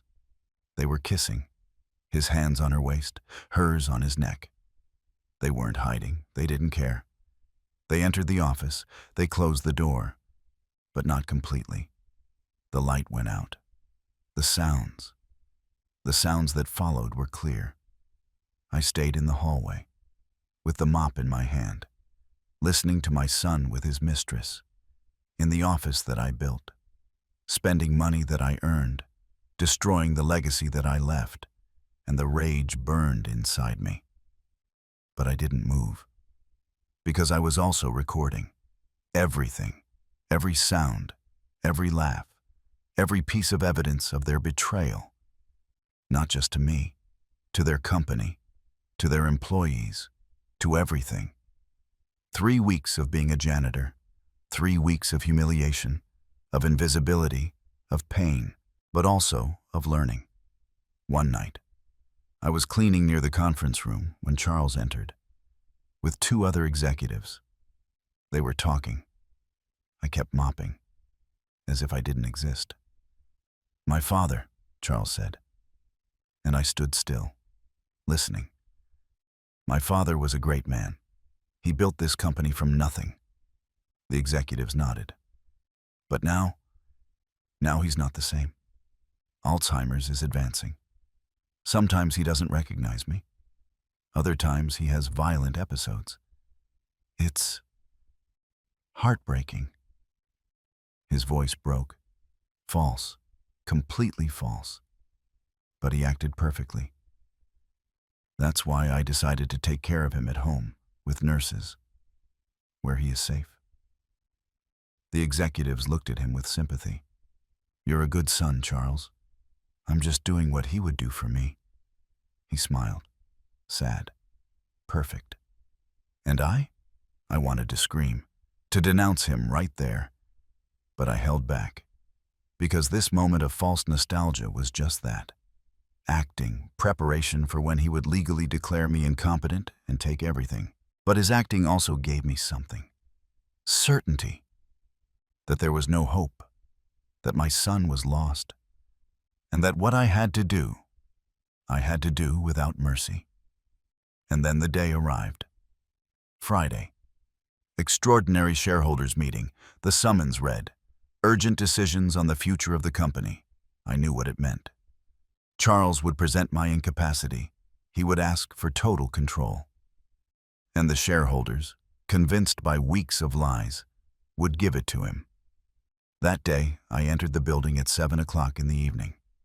Before normal hours, the uniform on, the beard, the glasses, the cleaning cart ready. But in the cart, hidden under rags and cleaning products, was all my proof. Documents, USB with recordings, photos, everything. I went up to the 19th floor. The meeting was at 8 o'clock. I entered the empty conference room. I placed everything in my cart, ready, prepared. And I waited, outside, in the hallway, pushing my cart, being invisible, one last time. Because when I entered that room, when I took off the beard, when Charles saw me, the invisible one would become visible. And I would give him the surprise of his life, or of his death. It depended on how he saw it, because I wasn't coming to negotiate. I was coming to destroy, just as he tried to destroy me. But with one difference. I had the truth on my side. And the truth always wins. Eventually. 8 o'clock sharp. The shareholders began to arrive. Expensive suits, leather briefcases, low-voiced conversations. They entered the conference room. 12 people, the main ones. The ones who decided the future of the company. My company. Charles arrived last. Black suit, navy blue tie, briefcase in hand, confident smile. Pamela was with him. Executive dress, heels, folders in her arms. They entered together. The door closed. I waited. 5 minutes, 10 minutes. I heard muffled voices. Then I began. I pushed my cart toward the door. I knocked, softly. No one answered. I knocked harder. "Yes?" Charles's voice, annoyed. I opened the door. I pushed the cart inside. "Excuse me, gentlemen. I've come to clean." 12 pairs of eyes looked at me, annoyed, interrupted. Charles raised his hand, irritated, like shooing a fly. And my final performance began. Charles was standing at the front of the room, a PowerPoint presentation behind him. Graphs, numbers, his face in serious mode, professional. As I was saying, my father, Mr. Robert, is unfortunately no longer in a condition to run this company. A photo of me appeared on the screen, old, gaunt, taken who knows when. I looked like a corpse. His mental health has deteriorated significantly. Here you have the medical diagnosis. He showed papers, false ones, signed by specialists, progressive Alzheimer's, psychotic episodes, inability to make decisions. The shareholders looked at the screen. They shook their heads, sad, understanding. For the good of the company that my father built with so much effort, I propose that I formally assume the presidency. Not as personal ambition, but as filial duty, to protect his legacy. He spoke like a politician, like a savior, like a hero. And I I pushed my cart, slowly, toward him. I passed between the chairs, between the shareholders. No one looked at me. They just wanted me to finish and leave. I reached the front, right next to Charles. He kept talking. I know it's a difficult decision, but... He looked at me, annoyed, like looking at a cockroach. Excuse me. We are in an important meeting, if you don't mind. Clean later. Please. His voice was sharp, superior. He made a gesture with his hand, dismissing me. And I stayed there, still, looking at him. Really looking at him. His eyes, my eyes, full of disdain, of superiority, of cruelty. My son, my blood, my mistake. I stopped pushing the cart. I straightened up, and I began, slowly. First the cap. I took it off. I left it on the cart. The shareholders started to frown, confused. Charles, too. What are you doing? I told you to. But he stopped, because I was already taking off the glasses. The thick ones. The ones that distorted my eyes. I left them next to the cap. The silence began to grow, heavy, dense, like toxic fog. The shareholders looked at each other. Something was happening, but they still didn't know what. Charles stared at me. There was something on his face.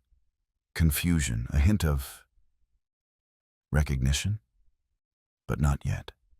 Not completely yet. I reached for my chin. I found the edge of the fake beard, and I pulled. Gently, it peeled off with an almost inaudible sound. Like skin being ripped off, I held it for a moment. White, fake, dead.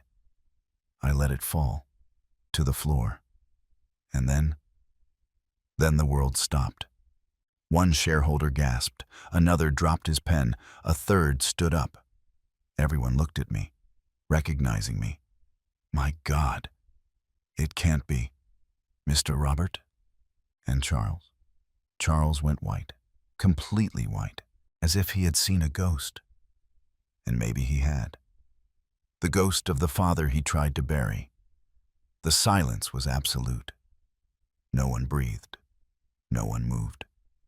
We just looked at each other, Charles and I, father and son, victim and executioner. The roles confused now. Hello, Charles. My voice sounded different, without the submissive tone of Mr. Emmett, with the authority of 50 years of leadership. Surprised to see me, right? He opened his mouth, closed it, opened it again, like a fish out of water. Dad, what? How?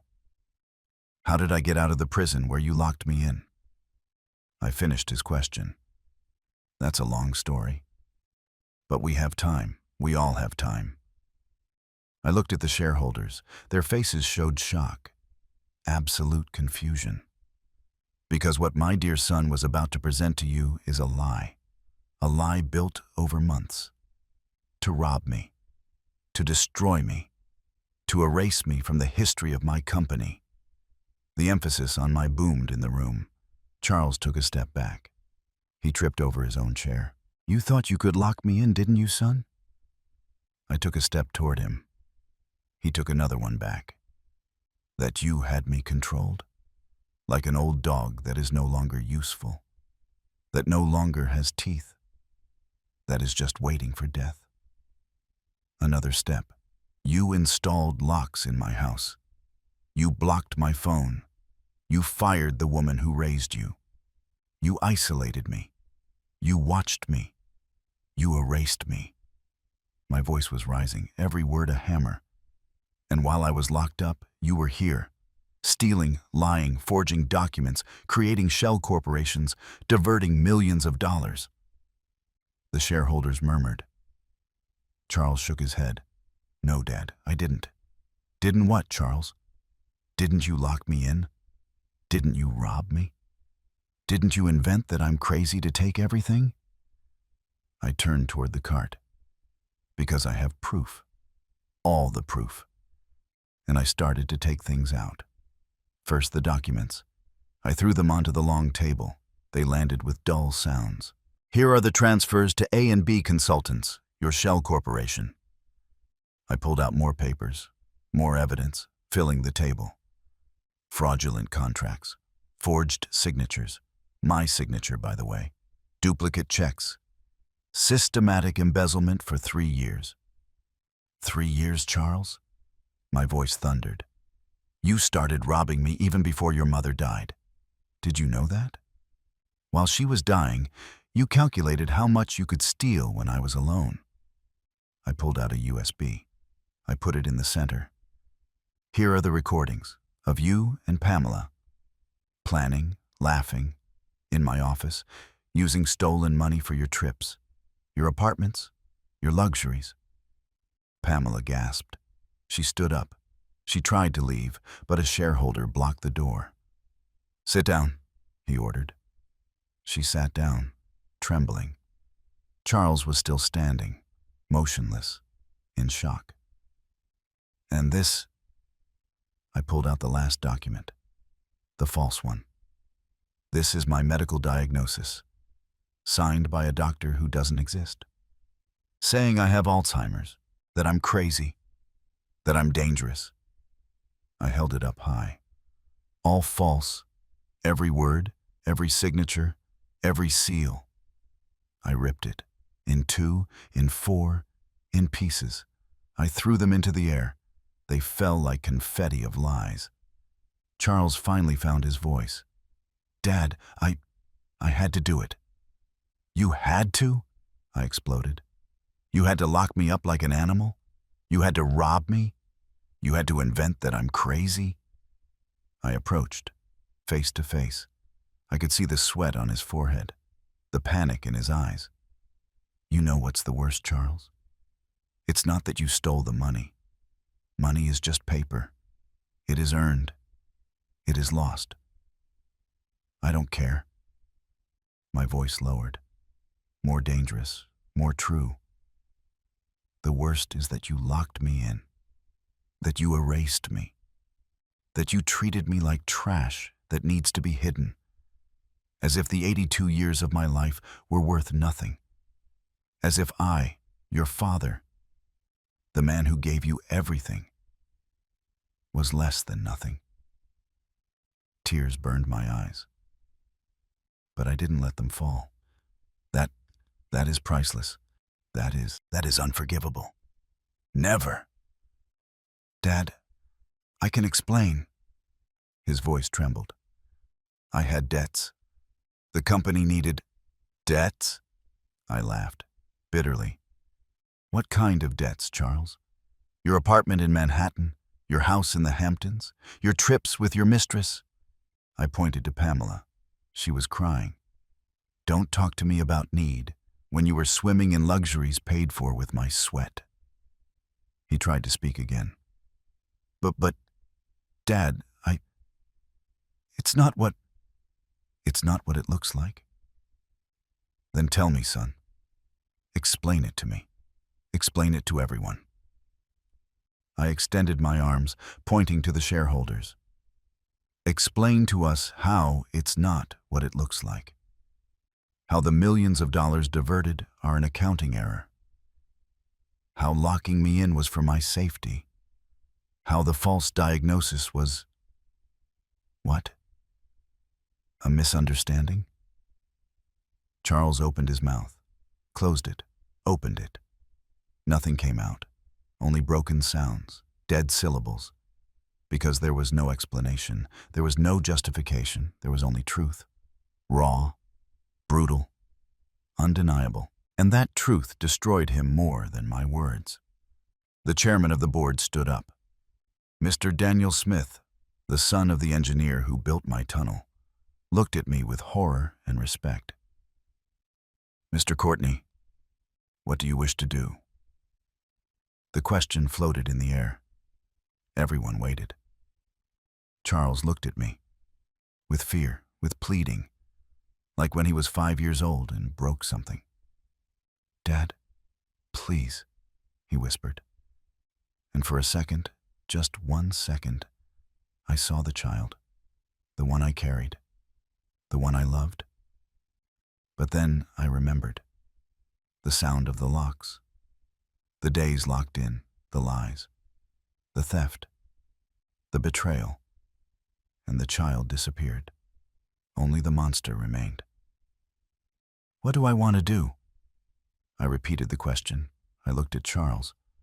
I really looked at him, and something in my chest broke, definitely. I want my son.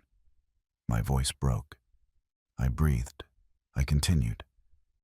I want my son to remain locked up. Deadly silence. But this time, I looked directly into his eyes. Those eyes that were once mine. This time, by the law. And then I said the words that sealed his fate. The words I had practiced. The words I knew were right. But that hurt like knives. Gentlemen of the board, I am pressing formal charges against Charles Azalea Belgrave and Pamela Olson for fraud, embezzlement, forgery of documents, and kidnapping. The word fell like a bomb. Kidnapping. Because that's what it was. He locked me in against my will. He deprived me of freedom for days. I request full compensation. I request that all accounts related to A and B consultants be frozen, that a complete audit be initiated, and that both of them be handed over to justice. Mr. Daniel nodded. He took out his phone. I'll call the police. Charles collapsed, literally. He fell to his knees. Dad, no, please, I'm your son. You were, I replied, and my voice did not tremble. But the son I raised died long ago. You are a stranger who bears my last name, and strangers pay for their crimes. The sirens began to sound in the distance, getting closer. And I stayed there, standing, victorious, but empty, because I had won the battle, but I had lost my son. And no victory is worth that price. None. The sirens arrived, 3 police cars, blue and red lights flooding the building. The police officers came up. They entered the conference room. A commander in his 50s, a scarred face, assessed the scene. The scattered documents, the recordings, Charles on his knees, Pamela crying, I standing, calm, defeated, but whole. Who filed the complaint? I did, I replied. Robert Azalea Courtney, owner of this company, and victim of fraud and kidnapping by my son. I pointed to Charles. The commander looked at me, recognizing me. Mr. Robert, we thought you were sick. That's what he wanted you to think. I looked at Charles. But, as you can see, I am perfectly lucid and ready to testify. The commander nodded. He signaled. 2 officers approached Charles. Charles Azalea Belgrave is under arrest for fraud, forgery of documents, and unlawful imprisonment. They read him his rights. Each word a nail in his coffin. The officers lifted him up. Charles did not resist. He was broken, empty, like a puppet without strings. They put on the handcuffs. The click of the metal was final, definitive. He looked at me, one last time, and in his eyes I saw, what? Regret, hate, pleading, everything mixed together. Dad. His voice was a whisper, broken. Dad, please, don't do this. I stood motionless, looking at him, and inside something was tearing apart, because he was my son, my blood. But he was also my traitor, my torturer, my executioner, and I couldn't save both. I couldn't save the child he was without condemning the monster he became. I'm sorry, Charles, I said finally, but this you chose. They escorted him toward the door, step by step, moving away, his figure getting smaller and smaller, and when he disappeared, a part of me died with him. The part that still believed in family, in blood, in unconditional love. That part left with him. Pamela screamed. I didn't want to. He forced me. Charles threatened me. She stood up, hysterical. He said he would fire me if I didn't help him. The officers surrounded her. Ma'am, you have the right to remain silent. No. I need them to know. I just followed orders. She turned toward me, supplicating. Mr. Robert, you know me. 25 years in this company. I would never do this on my own. But I remembered. The recordings, the laughter, the kisses in the elevator, the complicity. She wasn't a victim. She was a partner. Pamela, I said in a tired voice, I saw the recordings. I heard you planning, laughing, enjoying it. You weren't a victim. You were an accomplice. Now you will pay as an accomplice. Her face crumpled. No, no, please. But the officers took her out. Her screams faded down the hallway. Silence remained. The silence after the storm. Devastating. Absolute. Dead. The shareholders surrounded me. 12 faces full of shame, with guilt. Mr. Daniel spoke first. Mr. Robert, we don't know what to say. He lied to us, to everyone, and we believed him. His voice trembled. You built this company. You dedicated your life to it. And we were about to take it away from you based on lies. The others nodded. Murmurs of apologies. Forgive us. We didn't know. We should have checked. I looked at them, one by one. Some had been with me for years. Others were new. But all of them, had believed Charles over me. I don't blame you, I said finally. Although I did blame them. A little. Charles was convincing, methodical. And I was absent after Evelyn died. I left room for his lies. I breathed. But now we take back the company. Together. As it should have always been. They nodded. Relieved. Forgiven. Although the forgiveness tasted bitter in my mouth. The following days were chaos. A complete audit. 3 forensic accountants reviewing every transaction from the last 5 years. The numbers that emerged were devastating. Charles and Pamela had diverted more than $30 million. $30 million. In 3 years. False contracts, non-existent services, bribes to suppliers, double billing, triple billing. A labyrinth of fraud so complex that it took us weeks to unravel. And every new discovery was a stab. Not because of the money. The money can be recovered. Because of the premeditation. Because of the coldness. Because of the time Charles dedicated to destroying what I built. While I mourned Evelyn, he calculated his theft. While I was imprisoned in my house, he moved millions of dollars to his accounts. The cruelty was artistic, perfect, unforgivable. I called Eleanor. She answered on the 3rd ring. Mr. Robert? Her voice was incredulous. Is that you? Yes, Eleanor, it's me. Silence, then tears. Thank God. I thought that... Charles said you were very sick, that you didn't want visitors. I know, Eleanor. I know everything. I breathed. And you were right. About Charles, about everything. You tried to warn me and I didn't listen. Forgive me. She cried harder. No, Mr. Robert. You don't have to apologize. He's your son. How were you supposed to know? I should have known. I should have seen it. I should have trusted you. I swallowed the lump in my throat. Can you come back? The house needs you. I need you. Of course, Mr. Robert.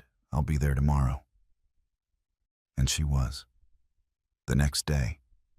As if she had never left, and her presence, her loyalty after everything, was the first real comfort I had felt in months. The victory should have been sweet. I recovered my company. I unmasked the traitor. Justice was done. The newspapers spoke of me as a hero. 82-year-old businessman dismantles multi-million-dollar fraud by his own son, Mr. Robert Azalea. When blood is not a guarantee of loyalty. The covers showed my photo. Serious, dignified, victorious. But I didn't feel victorious. I felt empty, hollow, like a burned tree that is still standing but is dead inside. Because yes, I recovered the company, but I lost my son. And no business, no $1 million, no justice is worth that. The victory was bitter, like ash in my mouth, like salt water that doesn't quench thirst. It only increases it.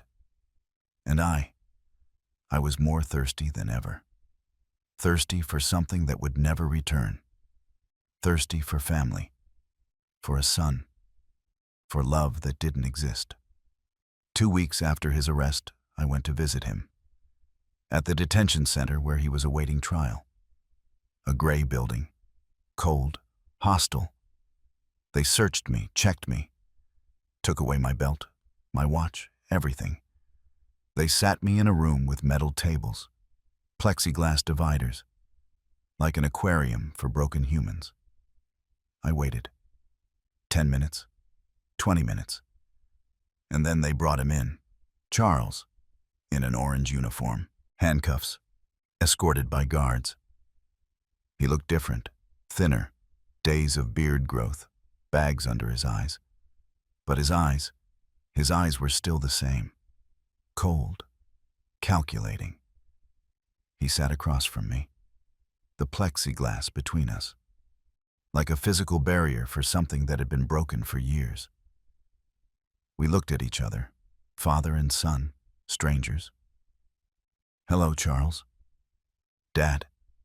His voice had no emotion, none, like a robot, like a living dead man. And we began the conversation we should have had years ago, the one that maybe would have prevented all this.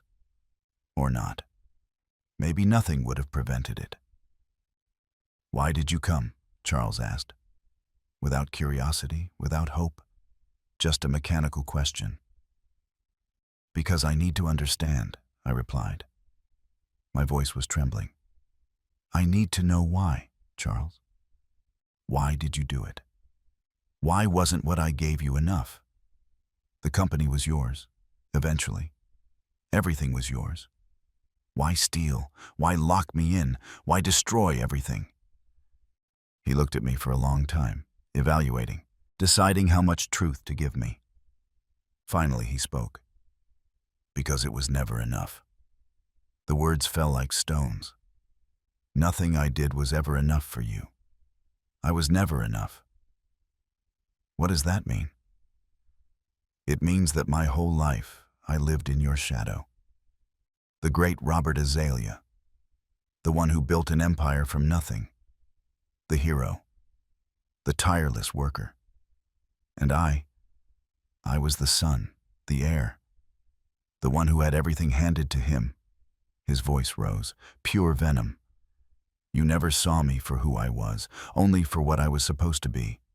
Your continuation, your legacy. Never.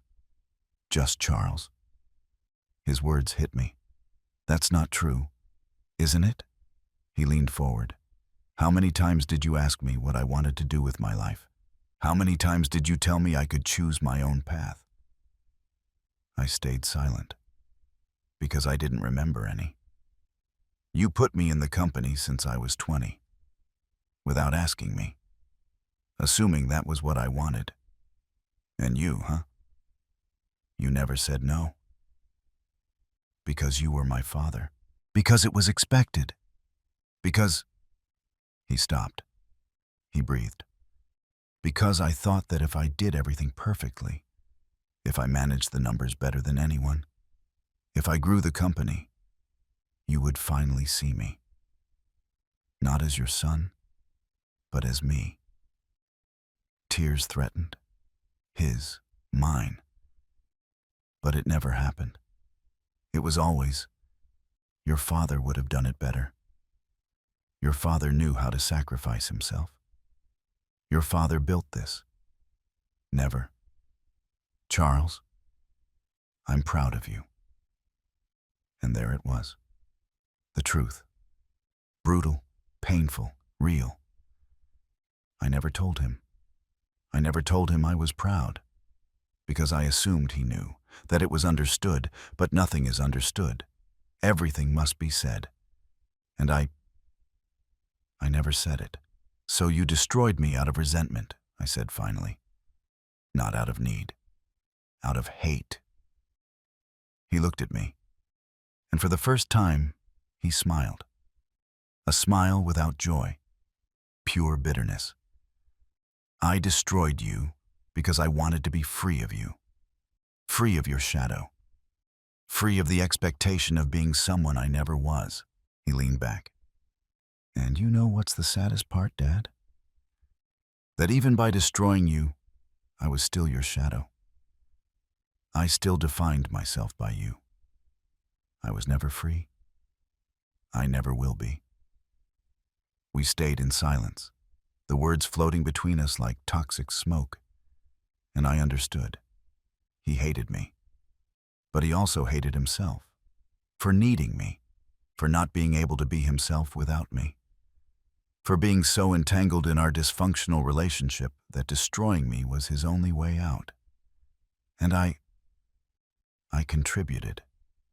With my silence. With my expectations. With my blindness. I didn't turn him into a monster. But I didn't help him become a man either. I got up. Goodbye, Charles. Is that all? He asked. Aren't you going to tell me you forgive me? That you still love me?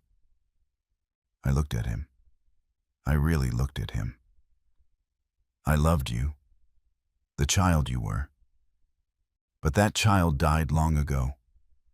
And the man you became. I don't know him, and I don't know if I can love him. I walked out, without looking back. And I knew it was the last time I would see him. Because some doors, when they close, never open again. And that's okay. Sometimes it has to be okay. I left that prison, and I knew there was only one house where I wanted to be. And it wasn't the mansion. That night, I didn't go back to the mansion.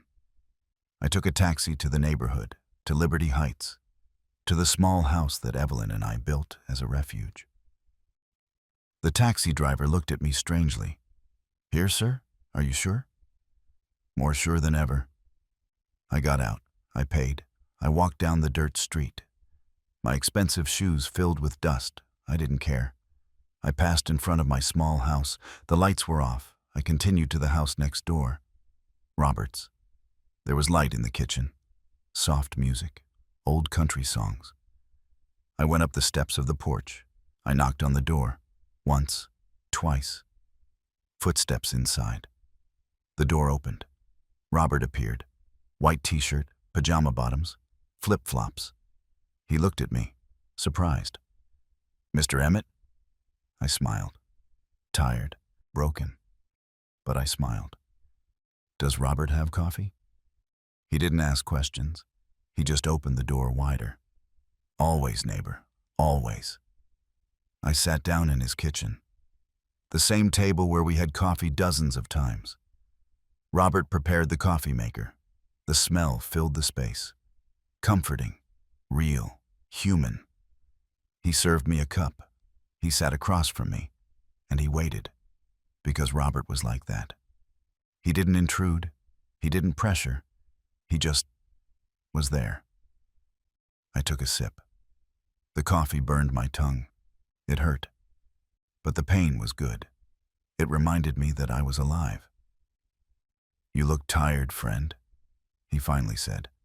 More than tired. You look defeated. I put down the cup. Not defeated, Robert. Liberated. He frowned. Liberated from what? And there I began. To tell him everything. The complete truth. Who I really was. What my son did. How I defeated him. Every word, every detail, without masks, without lies, only raw and painful truth. And Robert listened, without interrupting, without judging, just listening, as good friends do. When I finished, the coffee was cold. Hours had passed. The clock on the wall read 3 o'clock in the morning. Robert stayed quiet, processing, understanding. Finally, he spoke. "So, you are Mr. Robert Azalea, the owner of the biggest company in the Northeast." It wasn't a question. It was confirmation. I nodded. I was. Now I don't know what I am. And your son? In prison, awaiting trial. Probably years in jail. It must hurt. More than you can imagine. Robert poured more coffee, fresh, hot. And now what? Are you going back to that mansion? To your life as a businessman? I looked at my cup, the steam rising, disappearing, like everything. I don't know, Robert. Honestly, I don't know. But as I said it, I knew. I knew exactly what I wanted. And it wasn't the mansion. It wasn't the company. It wasn't any of what I built in 82 years. It was this table, this coffee, this friendship without pretensions. This was real. Everything else was a shadow. You know what, Robert? I put down the cup. I looked at him. I think I'll stay here. He blinked. Here, in the neighborhood? In the small house next door, if you accept me as a permanent neighbor. Mr. Robert, you have a mansion, a company, a name. Why would you want to live here? Because here I am free, truly free. I got up. I walked to the window. I saw the empty street, the humble houses, the simple life. I spent 50 years building things. Company, mansion, fortune, legacy, and in the end, all that almost destroyed me. My own son betrayed me for those things, and I lost sight of what really matters. I turned toward him. You, Robert, treated me better in 3 weeks than my son did in 3 years, without knowing who I was, without wanting anything, just friendship. Humanity. And that is priceless. That's what I want in the time I have left. No more empires. Just life. Robert got up. He walked toward me. He put his hand on my shoulder. And his eyes, the eyes of a man who lived, suffered, survived, looked at me with total understanding. Then, welcome to the neighborhood, neighbor, forever. And we hugged.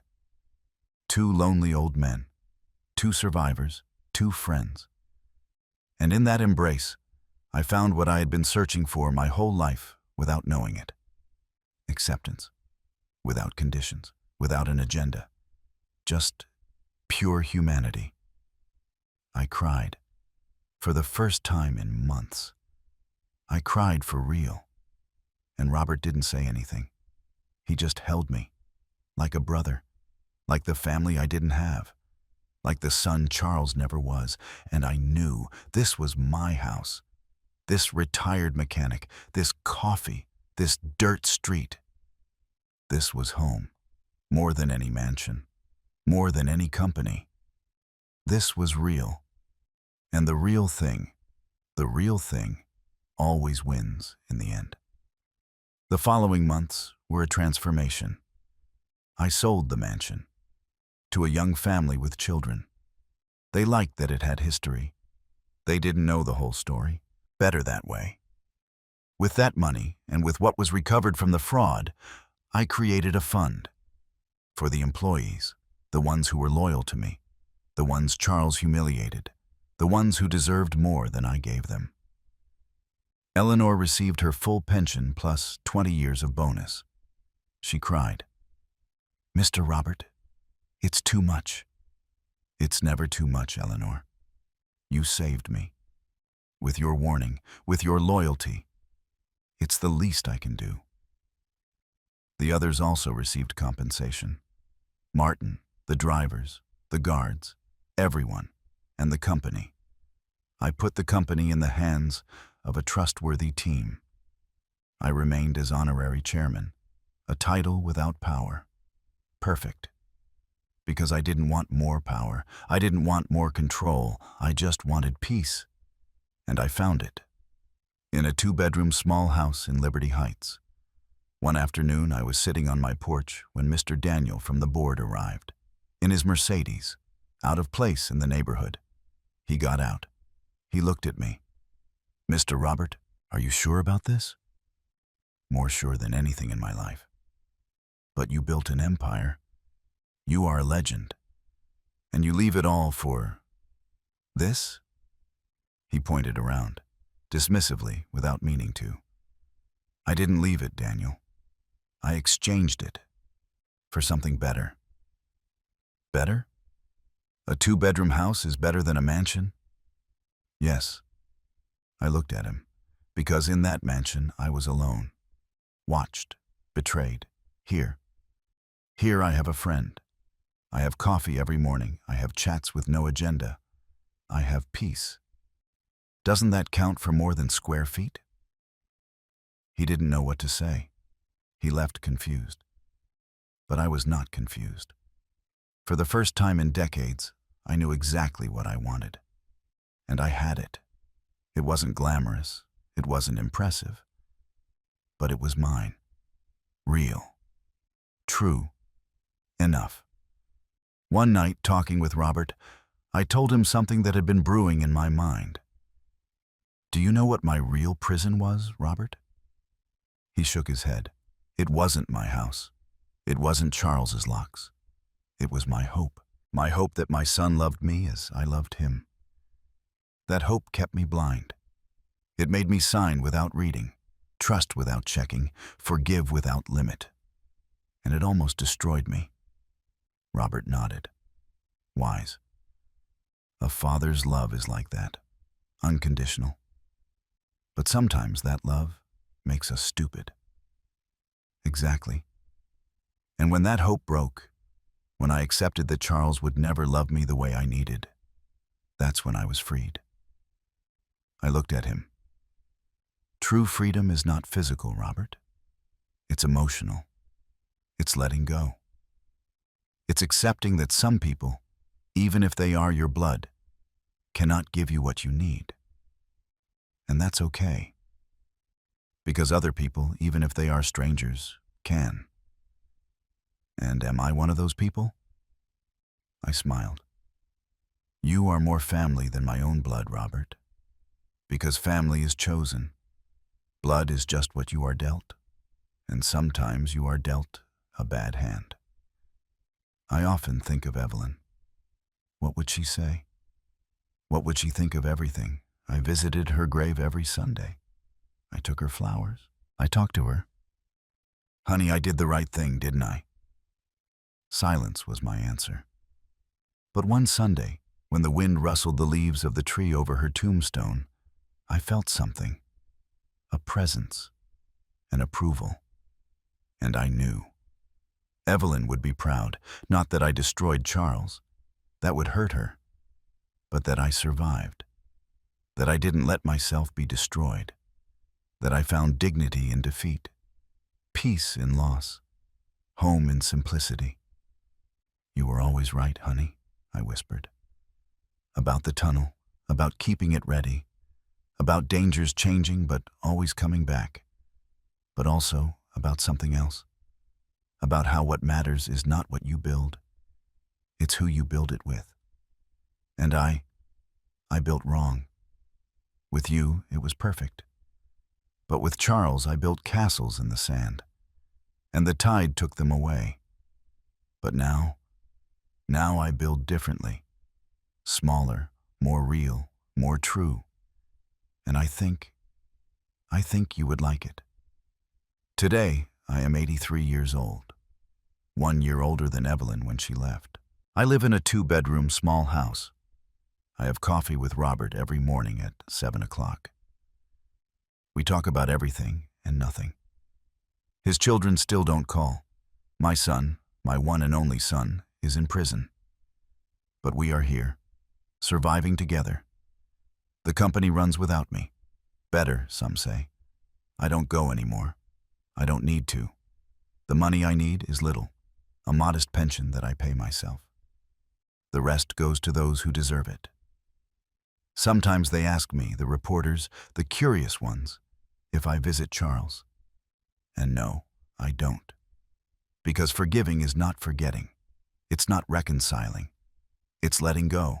It's saying, you took charge of your life and your decisions, and I'll take charge of mine. It's living in peace with the pain, not eliminating it, living alongside it. And I live in peace. For the first time in decades, in peace. To you who listened to me until the end, thank you. Thank you for giving me your time, for listening to the story of an old man who lost his son, but found his dignity. And I ask you, what about you? Have you been betrayed by someone who claimed to love you? By family? By blood? What did you do? How did you survive? Tell me about it in the comments. Because these stories, these painful truths, connect us. They remind us that we are not alone in suffering. And if this story touched your heart, give us your like. Subscribe to the channel, because here we will continue to tell truths that hurt, but that also heal.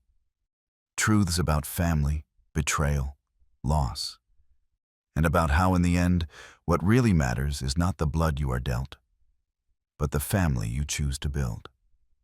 Thank you for being here. We'll see you in the next story. And remember, it's never too late to start over. Never.